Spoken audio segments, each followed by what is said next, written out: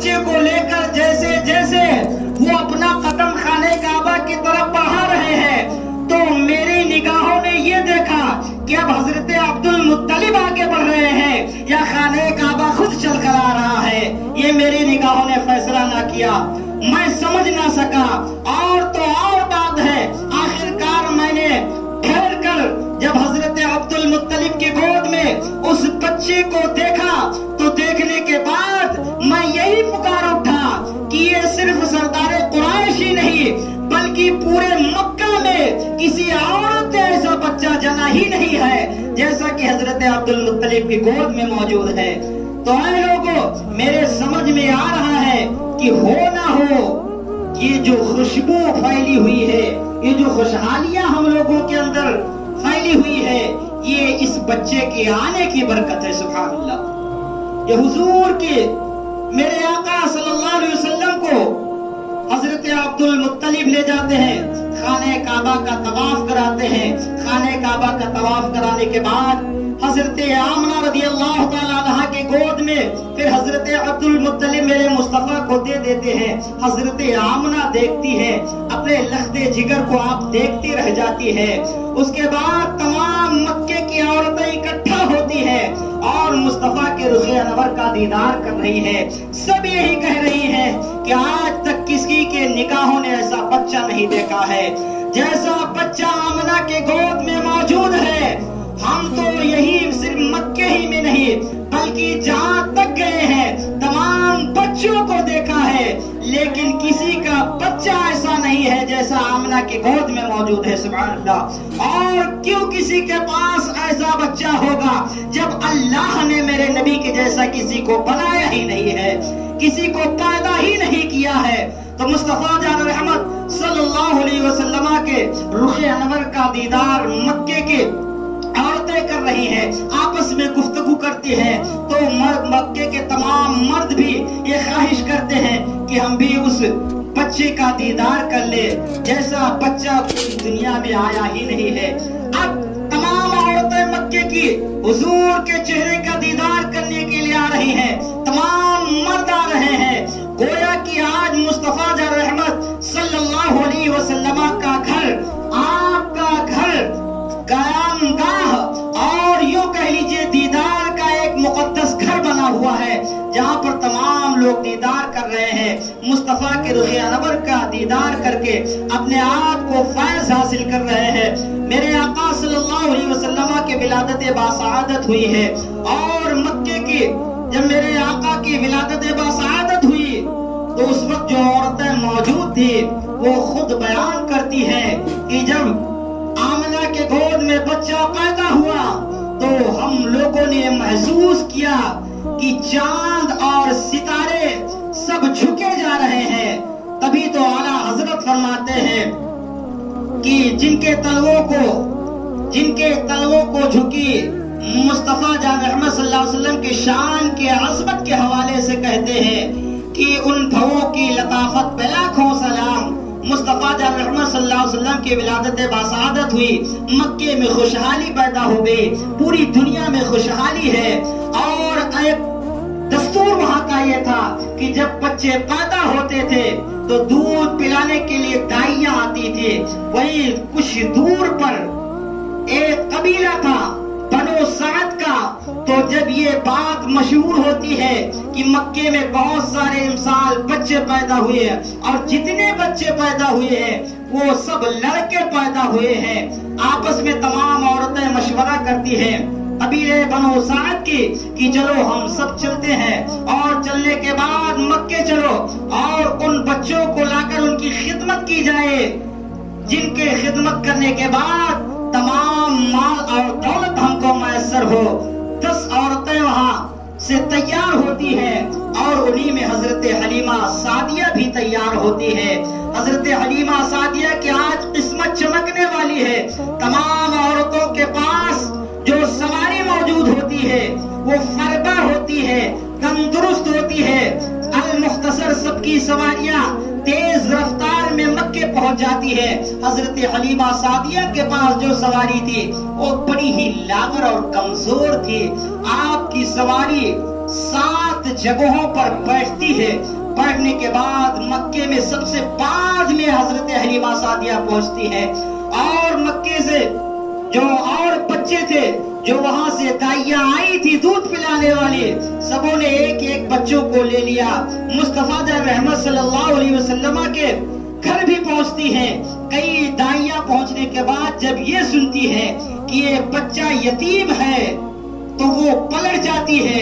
लेकिन हम और आशिक़े मुस्तफा ये कहता है कि वो दाइया जो थी वो पलटती नहीं थी, बल्कि मेरे मुस्तफा उन्हें पसंद नहीं फरमाते थे, क्योंकि मेरे मुस्तफा हजरत हलीमा सादिया की किस्मत को जगाने वाले थे, उनकी किस्मत को चमकाने वाले थे। तमाम औरतें जाती है, वापस हो जाती है, अमीरों के बच्चे को लेती है।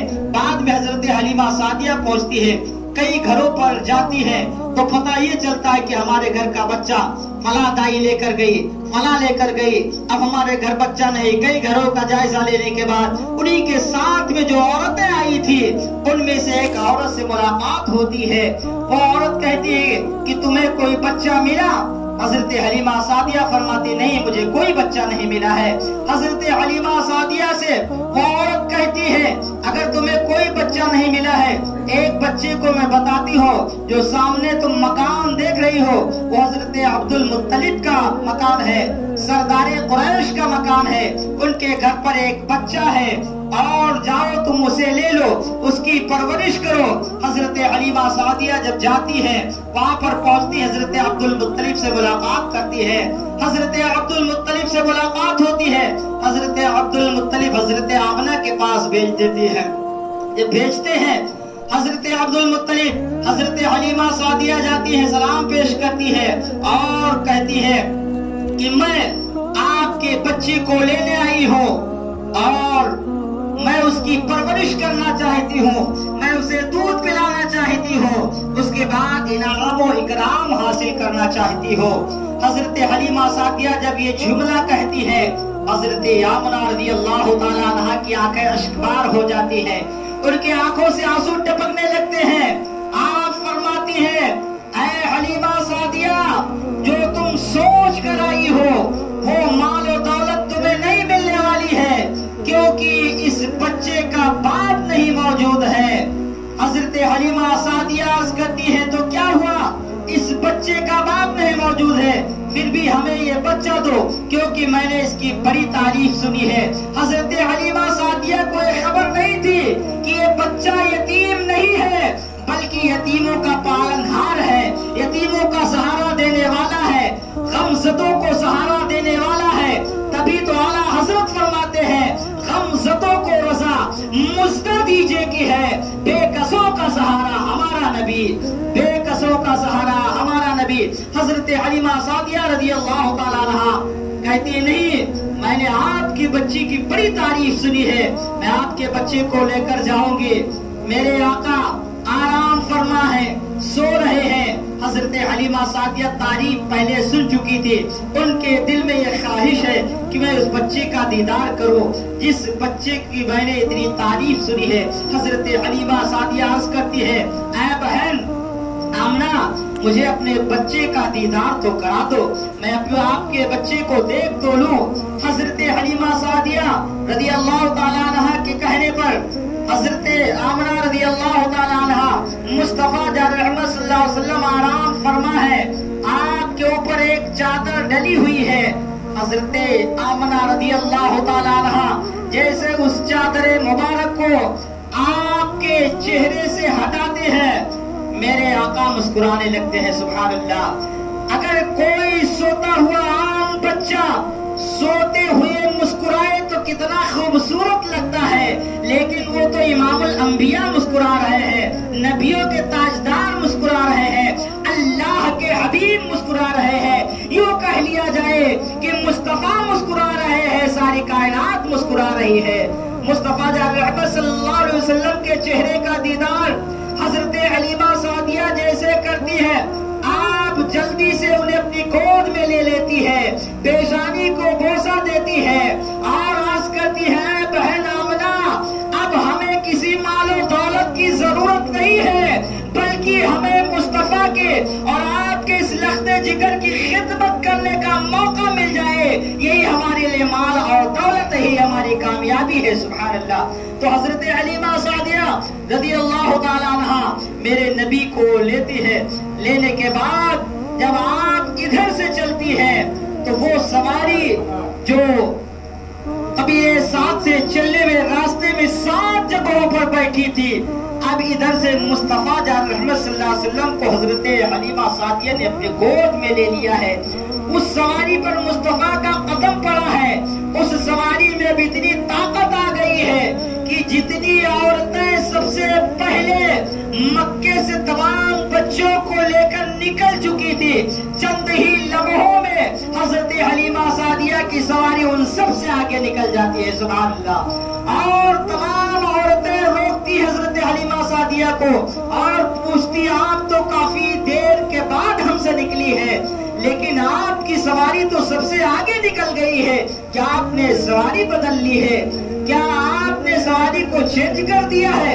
हजरत हलीमा सादिया फरमाते, नहीं नहीं, मैंने सवारी नहीं बदली बल्कि सवार बदल गया है, इसलिए इसमें इतनी ताकत आ गई है, इतनी रफ्तार आ गई है कि अब मैं सबसे आगे निकल रही हूँ। अल-मुख्तसर हजरत हलीमा सादिया रज़ी अल्लाह ताला अन्हा अब कबीले साथ में मुस्तफा जान रहमत को लेकर पहुंचती है। अब वहां जब पहुंचती है तो वहां भी एक नया इंकलाब पैदा हो जाता है, खुशहाली पैदा हो जाती है। और उसके बाद तमाम कबीले साथ की औरतें भी मुस्तफा के दीदार के लिए हाजिर होती है और कहती हैं कि हलीमा सादिया जो बच्चा लेकर आए हैं इतना हसीनो जमील है, इतना खूबसूरत है कि ऐसा बच्चा किसी ने आज तक नहीं देखा है। और देखने की क्या बात, आज तक किसी ने ऐसा बच्चा जना ही नहीं है। मुस्तफा रहमत सल्लल्लाहु अलैहि वसल्लम का दीदार कबीले साथ की तमाम औरतें भी कर रही है। मैं इतनी ही बात पर अपनी गुफ्तगू को खत्म करता हूँ क्योंकि वक्त पूरा हो गया है।